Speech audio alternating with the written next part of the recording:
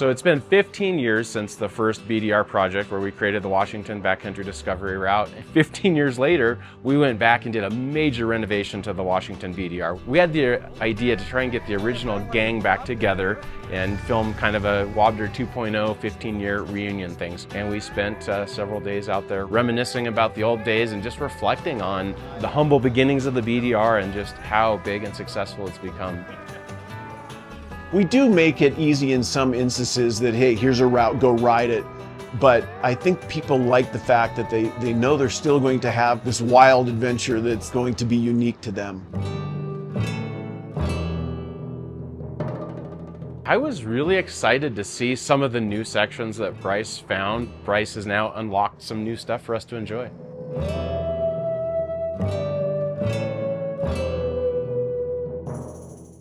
So I'm here in the forests of Washington State, just south of Mount Rainier. And in this video, we're gonna ride the new Washington Backcountry Discovery Route, show you some of the changes, and highlight 15 years of backcountry discovery routes. The updated Washington BDR is here, about 20% longer, with more dirt, more views, and more places to explore and camp. As the track moves north, you'll see new forest sections near Rimrock Lake, a fun climb up Tronson Ridge, and a loop to Stellico Lookout Tower with one of the best views in the state. Further north, new stretches above Lake Chelan connect to quiet campgrounds and hidden back roads. And in the final section, we move the route to a more remote area with distant views and epic passes. Some sections have changed, some just got better, but the heart of the WABDR remains the same, the first route that inspired it all. So way back in 2008, there was already a backcountry discovery route in Oregon, and we assembled a team. There were 4 of us that went down and made a video about that ride. That video was so successful that it encouraged us to create a Washington backcountry discovery route. So in 2010, we rode the first BDR, the Washington BDR. We created a movie about it, we created a map, and that's how the BDR started. Every year since then, we've created a new BDR route across a different state. And the idea with this project was to bring the band back together so that we could ride this route, show you guys some of the changes to the Washington Backcountry Discovery Route, and highlight what's happened with the BDR over the last 15 years. So we got Bryce back on his original 990. We got Tom Myers back on his original HP2 that were in the film. And then Sterling and I joined in on our current bikes. A few of the guys from the original WABDR who initially said they could join, and 2 of them were not able to make it in the end. But the cool thing was that 4 of the 5 co-founders of the Backcountry Discovery Routes, us 4 were back together. So it was kind of cool that it was just the core nucleus of the BDR that kind of got brought back together for one final project. So over the last couple of years, I've been working on the Washington BDR. It was our first route, and in hindsight, it was too short. And now we're making routes that are 1,300 miles long. So yeah, 9 different changes coming up. There shouldn't be too much crazy hard stuff. Famous last words. Famous. I know, I'm bad at that. Bryce is riding his KTM 990 Adventure, which was the bike that he rode filming the WABDR. You're probably never going to sell this bike, right? No, I'm going to keep it. I love it. I'd put it in my living room if my wife would let me. So Tom has got the HP2, and this is the bike he rode on the WABDR as well. Has not ridden this bike in 8 years apparently. And I was in between bikes when we filmed the WABDR, but right now I'm riding my 2020 Husqvarna 701 LR. We're going to be on the trail for 3 full days and nights. Let's get on the trail and see what the WABDR looks like these days. New and improved. We're going to be heading on the south side of Rimrock Lake. I guess Bryce found some new roads that will help us avoid a pretty long section of pavement on the northern side of the lake. What we had was perfectly fine. We're just trying to make it a little bit better. Okay, this is a nice stretch of road. Looks like everyone's pulled over here to check out the view. But what we have right here is this beautiful view of Mount Rainier. You can't see much of the lake, unfortunately, but we'll get more really good views of the lake later. Now we're down at lake level on a little bit of pavement, riding just a brief bit of pavement and back into the dirt. Bryce is stretching his good knee, which is now his bad knee. I feel old, my back and my knee and everything else. Now, Bryce has quite a reputation for telling us that there's nothing difficult up ahead, and then you get into it and you realize, holy cow, this is actually pretty challenging. Well, Bryce just described this section as a fun roller road. Sounds like we've got some water bars or some up and down. So not a bad first change to the route. Now we're coming up to the turn to the Bethel Ridge Road. Some beautiful mountain wildflowers up here off the side of the road. Okay, so this route up ahead of us here is the Alt Harder Bethel Ridge, and we're just going to go up to the first switchback and check out the view from there. What are some of you guys' memories of Bethel Ridge? Oh, I remember. It is one of my favorites for sure because of the views and also because it went through this pine needle trail through the forest. Now, I remember a scene where we all stopped. It was a very scenic vista. Was that on this section? It is. We're on the first switchback here. There's several more. That sheer cliff that we got the iconic photo of all the bikes out there. I think it might have even made it on like a DVD cover or something. Back when we had DVDs of all the routes, right? Yeah. Man, how things have changed. If I recall, Helge got a puncture somewhere and we fixed his flat tire. That's exactly right, and the likelihood of getting a pinch flat up here is high. Well, let's get back on the main route and check out this new little section you got up ahead. This is change number 2. While it's still gravelly, it's not quite as wide, and it just felt a little better. Apparently this is just a little change, something slightly better than the original. A nice little section of pavement here along the mountain.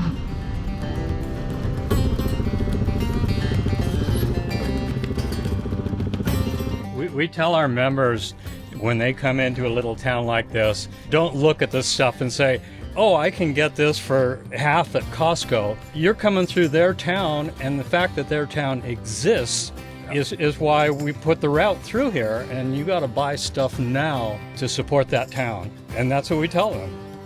Okay, we just had lunch in Nile, and now we're getting on dirt roads that will take us over towards Ellensburg. All right, so Bryce just tells us that there's potentially a very difficult section right ahead of us, something that I do remember struggling with myself many years ago, kind of the thing that I was not looking for on this trip. You know, I've been riding 350s and, 260-pound bikes, and I got out here riding, and I felt pretty rusty on this big bruiser.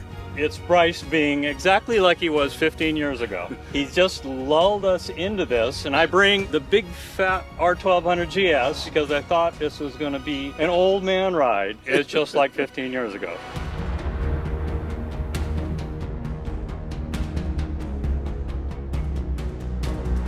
It's interesting for me to think about the differences between being a younger motorcyclist and one that has a little more experience and maturity. I think when I was young, quite naturally, I gravitated towards wanting to ride a little faster and push the limits. Only over time, as you ride further and get into some challenges and difficulties, do you actually maybe start to learn some lessons. And that's kind of how I feel now, that I have learned a lot through motorcycling. It's taught me a lot about self-sufficiency, courage, stamina, endurance. When you get older, I think you appreciate those things maybe a little bit more and can look back and see how a lifetime of motorcycling can have an impact on your life. Oh, yeah, I made it. Whew. Gotta find a place to camp north of Ellensburg here. Asphalt's pretty broken up in places. It's beautiful with all these purple flowers out. Now we're heading out to Lions Rock. So this is a place that I remember from the original filming expedition, although I do think that we came up here and it was misty and we couldn't see anything. Yeah. It was one of those kind of let's get the heck out of here moments. Yeah. It just wasn't that comfortable. And you got to come out the edge of it to be able to see the views, because otherwise you're just going to cross over this big broad mountain and not take advantage of the elevation. I notice all the trees that are burned down. What happened, Tom? That was the Table Mountain Complex fire. It was 40-something thousand acres here, and 260,000 acres burned that year. And we really just tell everybody to check our route page, stay on top of the fire layers on our maps. Well, I have a cold beer with me that's getting warmer by the minute, so let's go find a place to camp. Sounds good. Oh, this is chunky. Oh. Okay, this is a place I remember. Haney Meadow, 5,500 feet.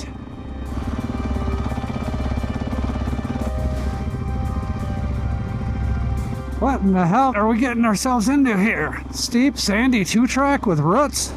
We gotta do an alt harder just to get to our campsite. Cool spot though, huh? Yeah. We've made it up here to one of the best places to camp. I mean, you can just see forever and ever and ever. Beautiful spot. We're gonna have a nice camp out tonight. What this ride meant to me was getting back on the bike and camping. It's been several years since I've done this. I did it so much for so many years, and then I got into remodeling a house and a few things like that. And so I got this call to do this reunion, and I thought, boy, I really got to get this bike running and get back out there.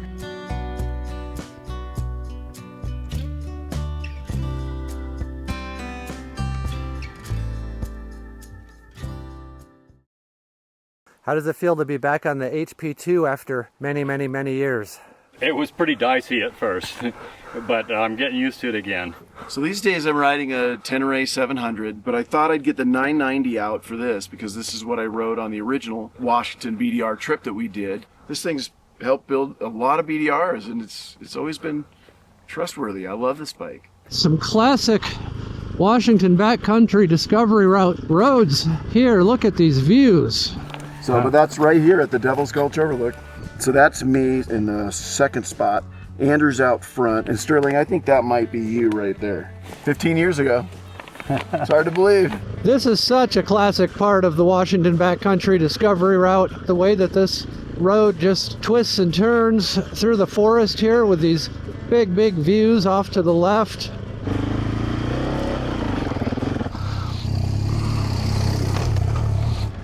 Big old trees here. Here's another spot I remember filming. There's this tight switchback here and this rock wall. I remember all the bikes parked down here. That was a filming spot for sure. All right, here we are in Wenatchee, and it's frickin' hot out today. We picked up Paul Gillian back in Wenatchee. Well, it's good to be on dirt again. It's been a while. Yeah. I'm glad you're here, man. It's the roots of the BDR. Back together once again. Back when we didn't know what we were going to do next. No idea how much work we were creating for ourselves back then, did we? Right. No, we had no idea we were going to do it.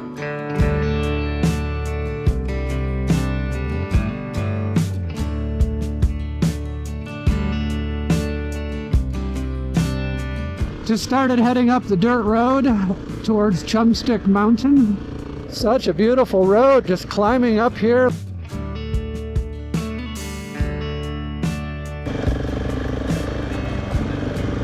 I have to say, this is one of my favorite sections. When you're climbing out of the valley, you kind of get into where you can see the arid part of the state. To the west is the Cascade Mountains.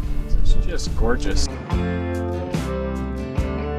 We have made it up to the top of Chumstick Mountain here.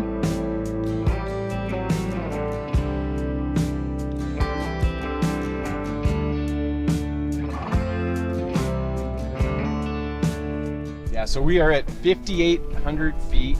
Really nice to get up high.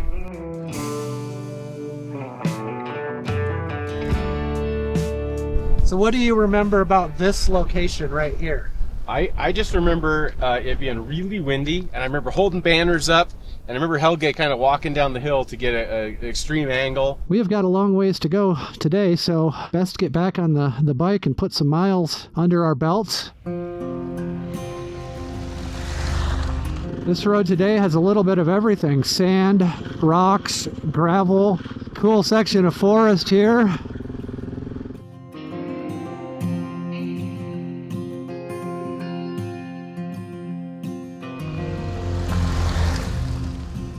Nice little brief way to cool off in the midday sun. Duck for branches in the line of fire.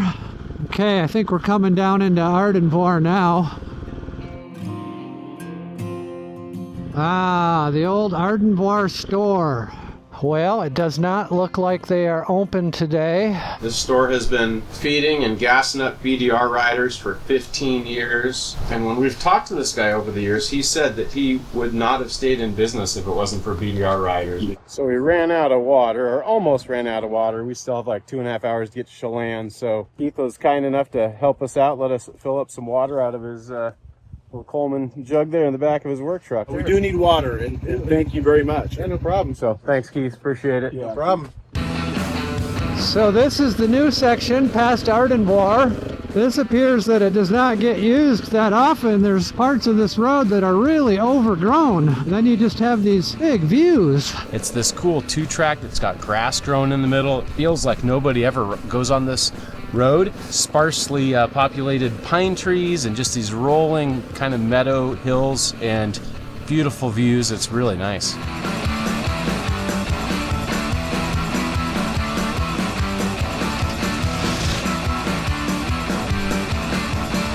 You could just tell that people do not ride that. It just had this sort of virgin feel to it. It was like fresh tracks on a powder day kind of feeling. Nice addition to the Washington BDR.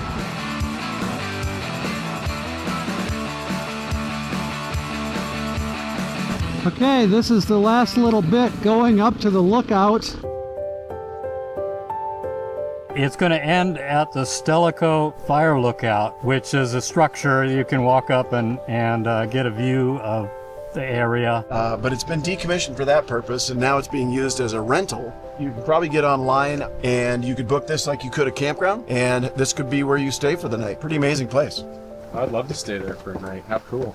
Now, we're going to be riding into the night unless plans change. We're hoping to make it to Chelan. We're saying right now that it's going to take us an hour and a half of riding to get there, so we'll see. Well, this is pretty cool. Right up here, I'm on this ridge overlooking Lake Chelan. It's off there to my right. Got some pretty big drop-offs in between the trees and just beautiful, magnificent. Look at this. Oh, it's so beautiful right now. Look at this light filtering in through the trees. Wow.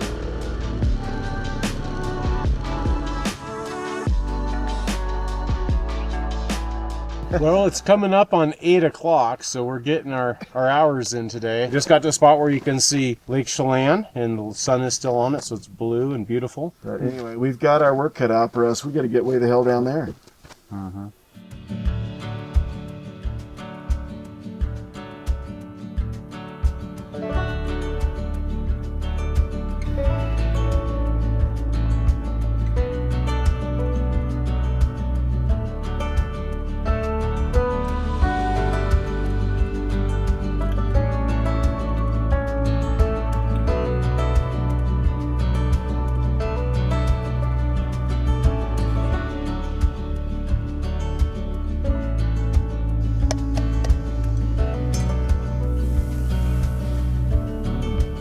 I've got crackers and chili. Well, this is probably like night number 100 that we've spent on the trail together. You started at 5 o'clock. Yeah, woke up at 4:30, was on the bike at 5, and we knocked off just before 9. Yeah. It's a long day.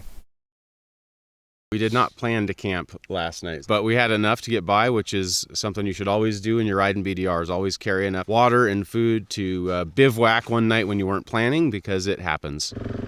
All right, here we go. Day 3, first ride out of camp. I'm in the lead, gonna find a place to set up and film these guys. One of the great things about camping is that you wake up and you get on the trail right away. You just wake up there and you get right on the trail as soon as you're ready to go. It's pretty rocky here. Oh yeah. What a magnificent road, right? This is quite something.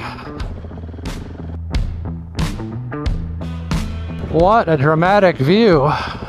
Lots of big loose rocks here. Slow speed and precision. You just don't want to lose control on something like this. Whoa. Oh my goodness. It's really easy to get pumped out on this kind of riding. Welcome to the jungle.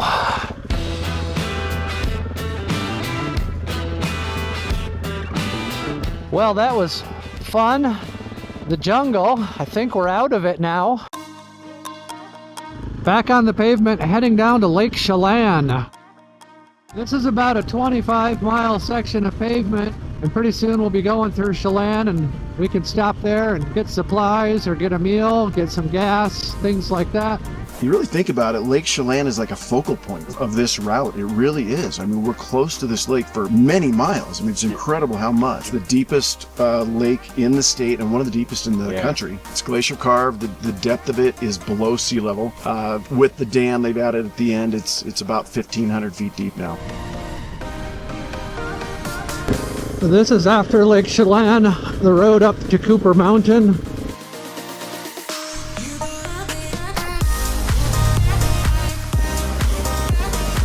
So here we are at Cooper Summit. First time that we came through here, we had the original FJ. It was Don Stefanian's. Don's a really important part of the story. When I went to the original Overland Expo for the Overland Flag competition, Don came over to me and said, "You got to meet my friend Sterling. He makes films." And so he was the glue that connected it all together. Oh, that's cool. Yeah, so Don went out of his way to make sure I knew about Sterling and that he could be the one to film the project that we were trying to do for Overland. And then a little bit later, I'm meeting with Sterling, and Sterling says, "You got to meet my guys at TourTech." Yeah. Super nice guy, and he was an important part of the first route. And I think he was originally gonna photograph it for us, and then something happened, he couldn't make it, and we called Helge last minute to fill in, and so Helge filled in and was our first route photographer and set the standard that everybody had to follow for decade and a half since. And we invited Helge on this trip, but he couldn't make it. Yeah, Helge had tennis elbow. From too much paddling, I think. I think so. Too much kayaking. He actually had to miss a kayaking adventure that he was going to do in addition to this. Yeah. So it's a pretty serious injury, and we're sad that he's not here. Helge and Sterling were a team and did a lot of around the world photography on that. So they were ideal as videographers and photographers. Yeah, and I remember a time you, Bryce, you and Andrew came to TourTech, and you guys thought we weren't even going to talk to you. And on the other hand, we couldn't believe the luck of you guys coming to us with this project. It was awesome. Isn't that funny? All the pieces fell into place, and BDR was supposed to happen because of that. Yeah.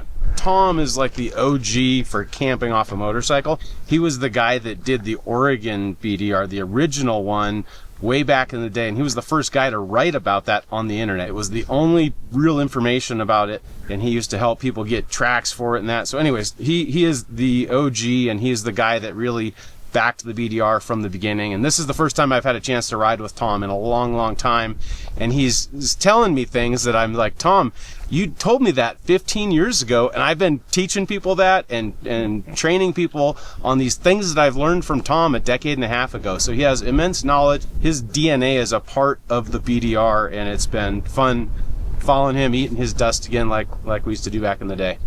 So this is the new section that Bryce just added around Lake Chelan, and somehow I missed the turn, and so the rest of the group got up ahead of me. Thought I would roll a little helmet cam on this section so you can at least see what it looks like, get it in the movie.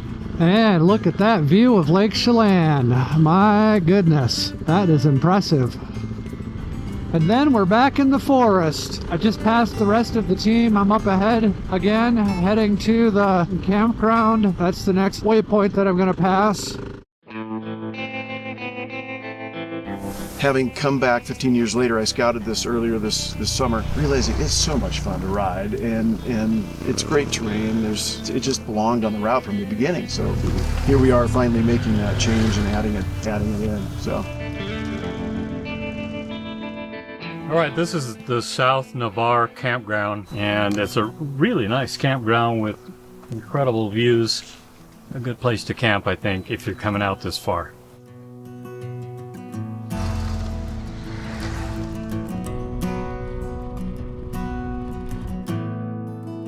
Oh, it was great getting the original team back together. Really fun riding with all four of these guys. It's grown so much now, we don't all get to ride together. Yeah, I got to get back to Seattle, get ready for the Montana BDR, so I got to check out. Yeah. We're going to miss you, man. Yeah, thanks, guys. Okay, here we go on a new section. This is all new from here until Twist. We're heading up to Foggy Dew Campground. Once we get up to getting close to the Twist River Valley, we are going to take Poor Man's Creek and descend that road, and it's a hoot. So that completes this additional section, and it'll be fun to ride.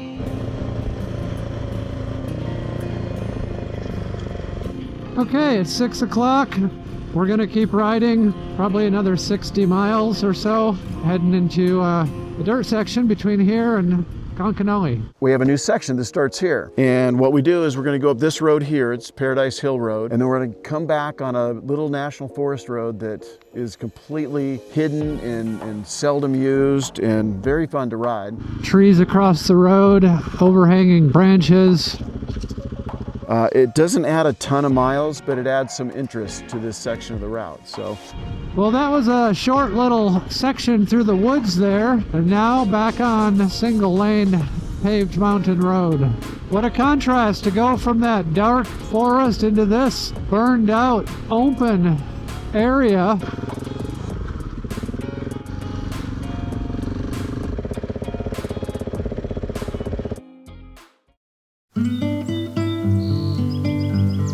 At this point of the trip, I could keep going forever, Do we have to go home now? Okay, here we go. We're gonna head up towards Concanoli. What the BDR has meant to me is that it has completely transformed or changed my relationship to the backcountry.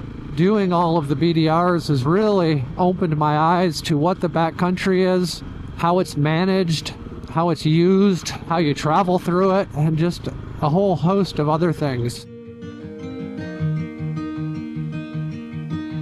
So this, I believe, is the Ruby grade. It's a very steep downhill with some switchbacks. I remember that it felt very adventurous the first time we rode this.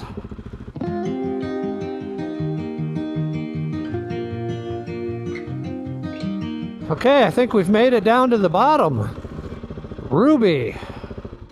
Queen City of the Okanagan County Silver Boom. This area here, it says, was a county road 60 feet wide, both sides solidly lined with business places for a quarter mile. I mean, look at around, it's just a forest now, but this was a hopping little town, and it's really cool to ride through stuff like this. Well, this is downtown Concanoli. The biggest building in town is the fire and rescue. How's it going? Good. How are you? You're Sterling, right? I'm Sterling. Yeah. You guys just getting started on your BDR ride? Yeah, we just started on the north end and just working south. Had a good breakfast here in Concanoli at the Sit and Bull Saloon. And what we've learned is that there is no gas in town anymore. The gas pumps are closed, but the mayor now has gas. He keeps gas around for BDR riders who need it. So I put some here and put a little sign out. But that's just pretty cool that someone like the town mayor would do that for BDR. It just shows how important BDR is to the community here. Yeah. We mainly rely on tourism, so we like having you stay in town. So this is the start of a new section just right outside of Concanoli. Nice buck just ran up the side of the hill. Did you see that?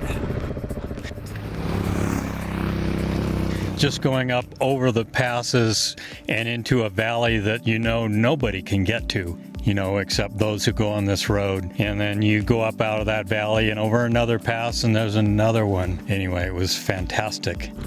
Now we are coming up to Baldy Pass. I'd known about it and thought about doing it for a while, but now that we're doing all these updates, this fit in and I got to do it. So finally, 15 years later. Very dramatic mountains, rocky mountains. This is the high country in Washington. It's beautiful. It's epic.